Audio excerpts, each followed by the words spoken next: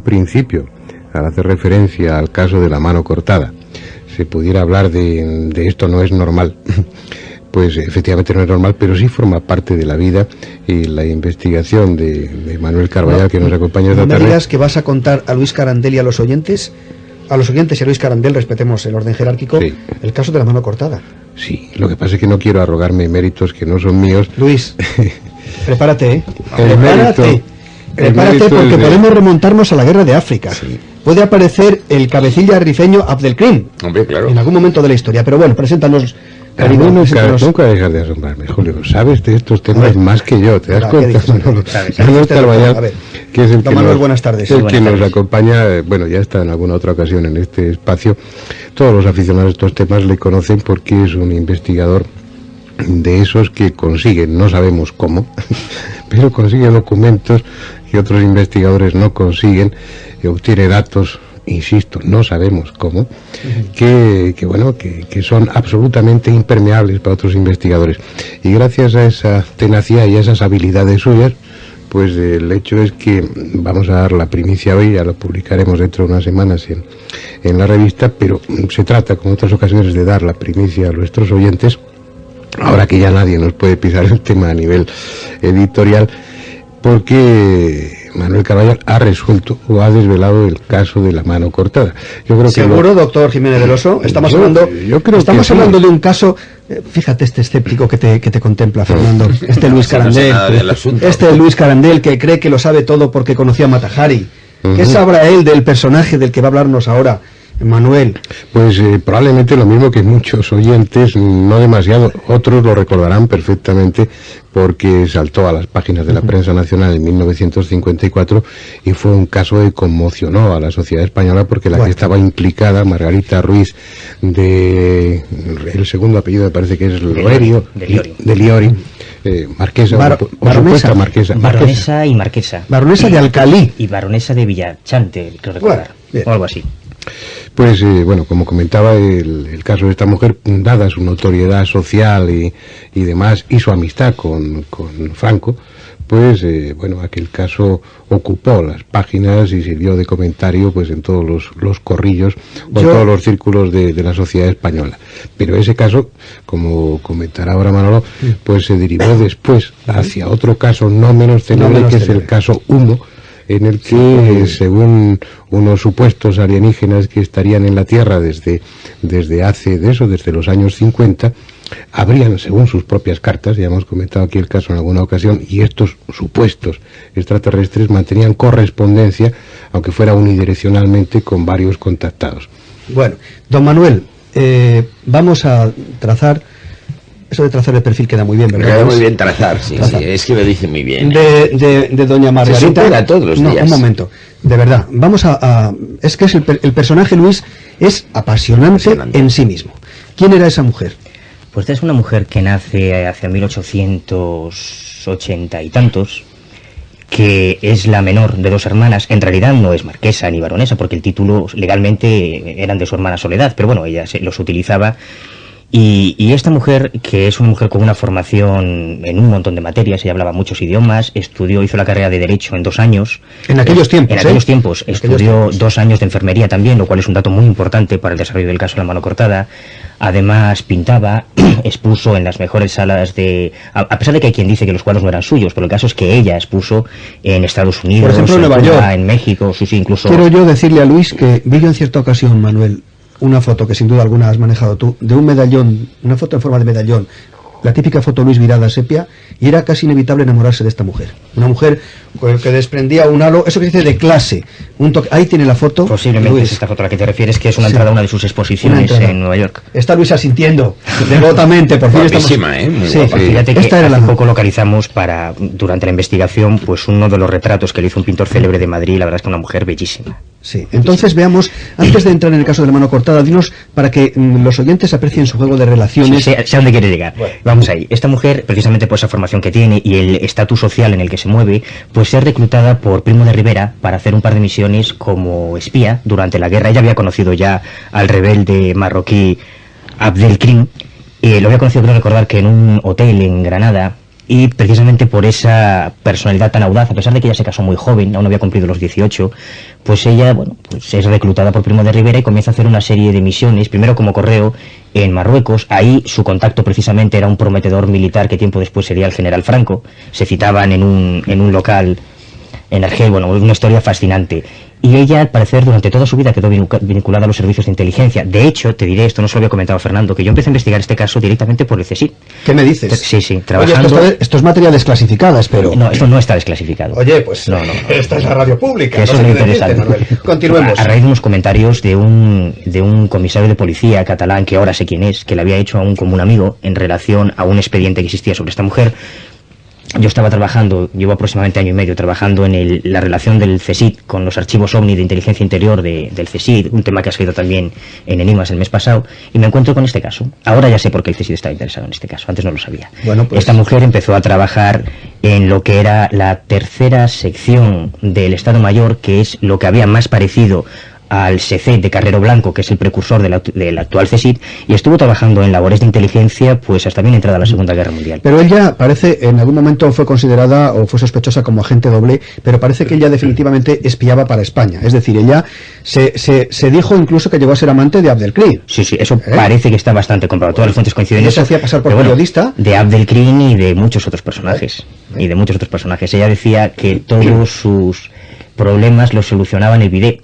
Y una frase que nos ha dicho pues gente del servicio, de los pocos testigos vivos que quedan de aquella historia todavía absolutamente cerrados a hablar con los medios de comunicación, nos decían que era una mujer que presumía de haber conocido sexualmente a todas las razas humanas, entre otras muchas cosas. Bueno, esta mujer exponía, enviaba crónicas a Inglaterra, por ejemplo, en inglés. Fue la primera reportera, como mujer reportera en países extranjeros, no solo de España, sino de toda Europa. Una de las primeras dirigentes de los movimientos feministas, una auténtica mujer excepcional. Pues eso solo es el personaje, Luis. No vayas a pensarte que ya bastaría la descripción que ha hecho Manuel para que te tuviéramos para una tarde de conversación. Esto no es nada.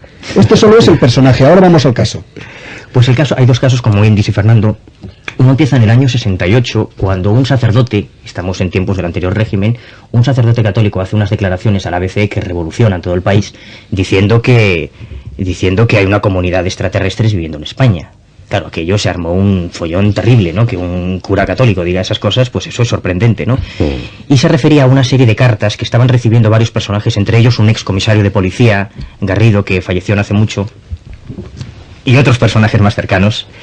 Y en una de esas cartas, los humitas, estos personajes que se autodenominaban como humitas, contaban que habían llegado a la Tierra en el año 50 aproximadamente, y que aquí a España habían entrado en el 52, estableciéndose en casa de una mujer, que una tal marquesa, Ruiz de Llori, decían estas cartas humitas, decían que habían estado durante 2 años trabajando en una casa que ella tenía en Albacete, en los sótanos de esa casa. Decían estos humitas que habían estado haciendo una serie de experimentos biológicos con los numerosos animales que tenía esta supuesta marquesa. Decían también que uno de los experimentos se les había ido de las manos, había afectado a la hija de esta mujer, una tal Margot, que esa muchacha había muerto y que los focos virales de los que hablaban estos personajes estaban situados en los ojos, en la lengua y en la mano derecha de esta mujer. Yo quisiera hacer un inciso para, los oyentes se puedan sorprender de que unos extraterrestres estuvieran conviviendo entre los humanos, unos supuestos extraterrestres. La característica esencial que interesa a este nivel es que esos humitas, su aspecto es el de nórdicos, pues son hombres, personas de elevada estatura, de cabello rubio, y que de hecho durante esos trabajos a los que ellos aludían de investigación en los sótanos de la casa de la marquesa se hicieron pasar por 2 médicos nórdicos. Es decir, hasta ahí pues no despertaba sospechas. Esto solo es una historia que se cuenta en unas cartas anónimas que reciben una serie de ciudadanos españoles. Hasta aquí podríamos pensar, Manuel y Luis Carandell, que estamos hablando de la posguerra mundial, que España mantenía una relación muy estrecha con el Tercer Reich en aquel momento, y que podía haber un cierto intercambio de personas relacionadas con los dos países. Así que 2 individuos rubios que se relacionan con un personaje de la alta sociedad, pues podíamos pensar en 2 científicos alemanes, puestos a vulgarizar la cuestión un poco. Ahora bien, pero yendo por partes, nosotros lo que tenemos, o lo que tenían en aquella época los receptores de las cartas humitas, es una historia que se cuenta en unos papeles. Una historia increíble, unos extraterrestres que cuentan que llegan a la Tierra, que aterrizan en el sur de Francia. Pero, oh sorpresa, cuando se ponen a intentar contrastar esos datos, resulta que existió una marquesa Margarita Ruiz de Llori, resulta que tenía una casa en la calle Mayor 58 de Albacete, resulta que había un sótano sobre el que se hicieron toda serie de conjeturas, resulta que de Madrid, y pone una denuncia contra su propia madre. diciendo que tiene sospechas muy serias de que su madre ha mutilado gravemente el cadáver de su hermana que acababa de fallecer. El juez... Juez adelante, don Luis, el juez encuentra en lo que cuenta este muchacho, pues parece que una base suficiente como para hacer una investigación, y llama a declarar al servicio de la casa y posteriormente ordena un registro en la casa. Y cuando se personan los agentes de la Brigada de Investigación Criminal que dirigía Antonio Viqueira Hinojosa, un buen amigo, pues se encuentran en ese primer registro una lechera de plástico traslúcida en el que aparece una mano derecha femenina, al parecer recién amputada. Y estalla el escándalo. Y estalla el escándalo porque esta mujer, esta Margarita Ruiz de Llori, es un personaje muy conocido. El caso comienza a sacar, el caso, el Levante, el diario Pueblo, toda la prensa de la época comienza a darle un protagonismo excepcional a esta historia, y se ordena exhumar el cadáver. Es el paso lógico siguiente. El juez ordena la exhumación. A la exhumación del cadáver acuden varios policías y el compañero sentimental de la marquesa. Un momento, Luis, importante. ¿Tú creías que Robert Louis Stevenson lo había inventado todo, eh? Te estás imaginando ese cementerio y el equipo judicial preparado, el juez ordena la exhumación, y entonces, Manuel, la exhumación se verifica. Y ocurre lo más sorprendente de todo: cuando se ordena exhumar el cadáver, se saca el féretro, un féretro blanco muy bien ornamentado, se lleva... todos los periodistas, por supuesto, estaban siguiendo la historia, rodeando el cementerio, con la discreción que se debe. El juez instructor ordena pues que no vengan los periodistas, sino solo la familia y los 2 médicos forenses que van a hacer la autopsia, y se va a una trastienda, a la morgue del cementerio. Se abre el féretro y no solo se descubre que la mano derecha de esa muchacha ha sido amputada, sino que le han arrancado un trozo de lengua, que le han arrancado los ojos y que le han depilado el vello púbico. Bueno, pues ahí estamos, y ahora la explicación. Hay mucho más, porque claro, a partir de ahí... Que si seguimos tirando del hilo, desde luego descubrimos al asesino de Kennedy, está claro, pero pues si nos bastaría, Manuel, con interpretar esto, que todo esto son datos, Luis, todo lo que te hemos, lo que te ha contado Manuel, todo lo que estamos contando son hechos. Sí, no, de hecho incluimos las copias de las actas judiciales, copias del informe de la cátedra de Medicina Legal de la Facultad de Medicina de Madrid. Es decir, todo eso está documentado. Y el caso es que se ordenan posteriores registros en el resto de casas de la marquesa. La marquesa tiene casas no solo en Madrid, en Princesa 72, no solo en Albacete, en la calle Mayor 58, sino también tiene en París, tiene una finca en Pozuelo de Alarcón, tiene 3 casas en Barcelona, 3 casas fundamentales por lo que pasó allí con los médicos humitas, que no eran médicos ni eran humitas.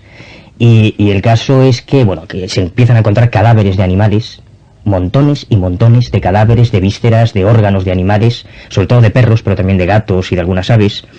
Y se monta un escándalo tremendo, pero una sepulcral losa confidencial cae sobre el tema. A ella se la procesa, además desde el punto de vista legal y judicial es fascinante, a ella se la condena, hay un recurso al Tribunal Supremo 10 años después, en el 64, la historia sería muy larga. Ahí, Manuel, con el Código Penal de la época en la mano, supongo que habría un delito contra la salud pública, pero que era muy difícil imputar otros delitos. A ella se la acusa de 2 cosas concretamente en la primera sentencia, y se la condena. Se la condena, aunque ella nunca aceptó que hubiese sido quien hizo las mutilaciones. Ella acepta la pena, que es una triquiñuela legal que le recomendó el abogado para escapar de la cárcel, cosa que hicieron porque directamente llamaron del Pardo. La amistad íntima, muy íntima, que ella tenía con Franco hizo que la cosa no fuese más allá, a pesar de los informes que se hicieron en el psiquiátrico de Carabanchel y demás.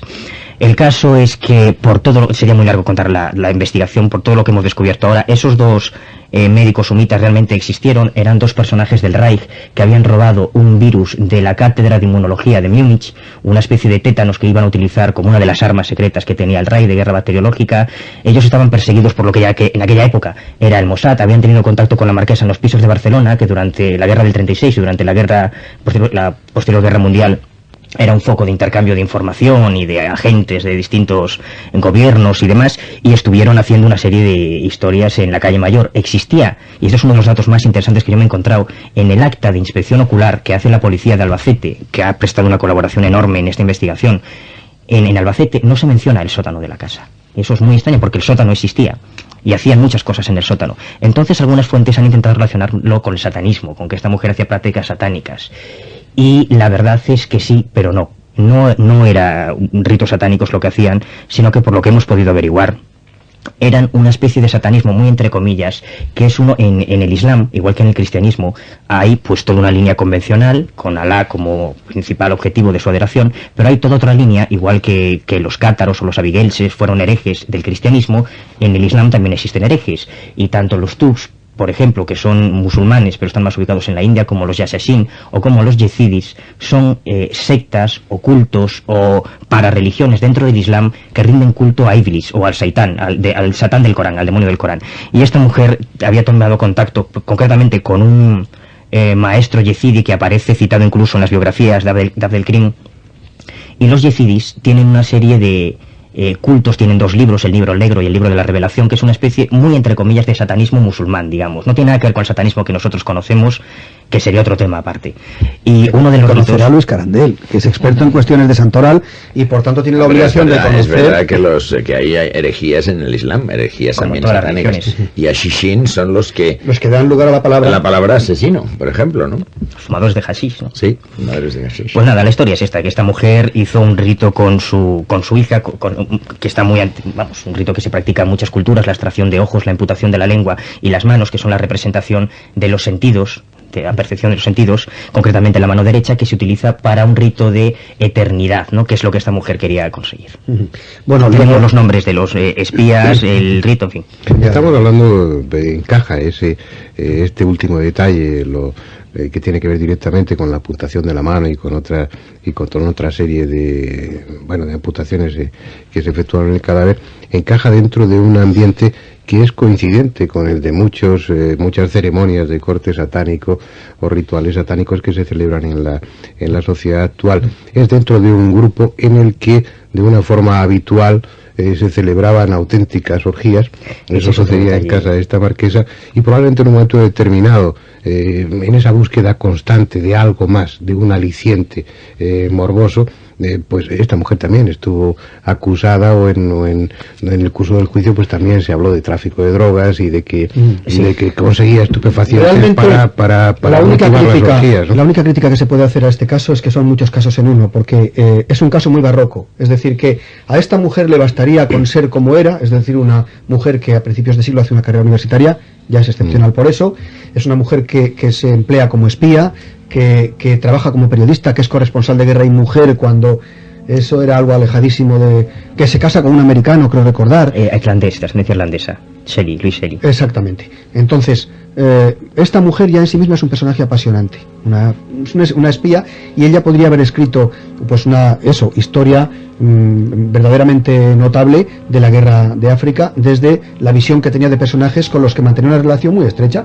General Primo de Rivera, General Franco, Abdelkrim. Vamos a ver, es que... Pero esto no es más que la punta del iceberg. Hay exactamente, mucho exactamente. Más. Pero hombre, tengo que decirte, Luis, que la pista de estos dos personajes de porte ario se perdió en algún momento en un hotel próximo a la Gran Vía, en el que había constancia de que en algún momento pasaron por allí. Además, no sé si traían pasaporte canadiense. Bueno, pues aquí tienes a Manuel, que tirando del hilo ha conseguido descifrar el ovillo. Muy bien.